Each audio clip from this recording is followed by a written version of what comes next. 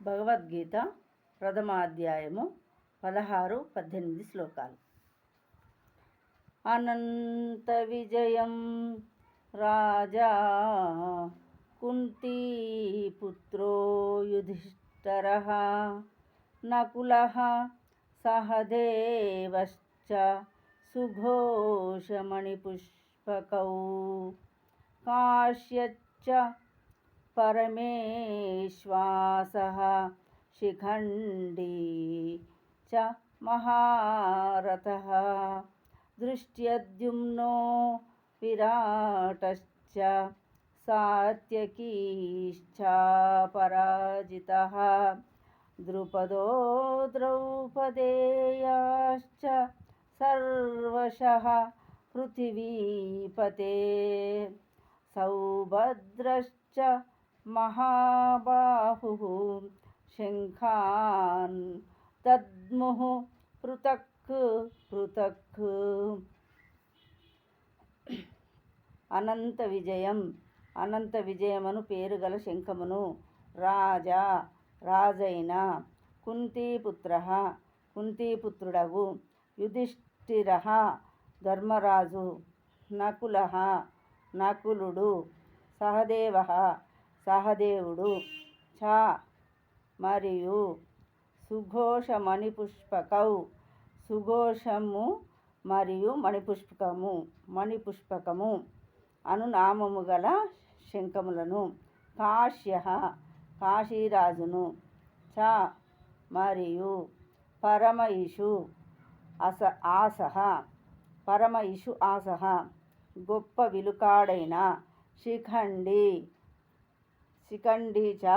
శిఖండియు మహారథః ఒంటరిగా వేల కొలది యోధులతో పోరాడగల వీరుడు దృష్టద్యుమ్నః ద్రుపదుని పుత్రుడగు దృష్టద్యుమ్నుడును విరాటః చ పాండవులకు అజ్ఞాతవాసమున ఆశ్రయమొసగిన విరాటరాజును సాత్యకియు శ్రీకృష్ణుని రథసారథి అయినట్టి యుయుధానుడు, చ మరియు అపరాజితః పరాజయమును ఎరుగనివాడగు ద్రుపదః పాంచాలరాజగు ద్రుపదుడు ద్రౌపదేయాః చ ద్రౌపదీపుత్రులును సర్వశః అందరూ పృథివీపతే ఓ రాజా సౌభద్రః చ సుభద్రాపుత్రుడైన అభిమన్యుడును మహాబాహుః గొప్ప భుజ పరాక్రమము గలవాడు శంఖములను దద్ముః పూరించిరి పృథక్ పృథక్ వేరువేరుగా.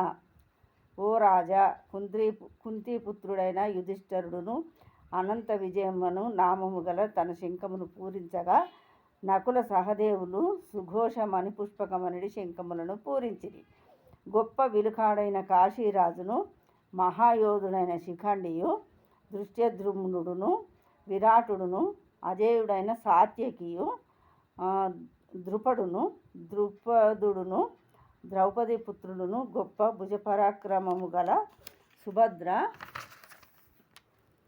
సుభద్రాపుత్రుడును మొదలైన వీరులందరూ తమ శంఖములను పూరించిరి.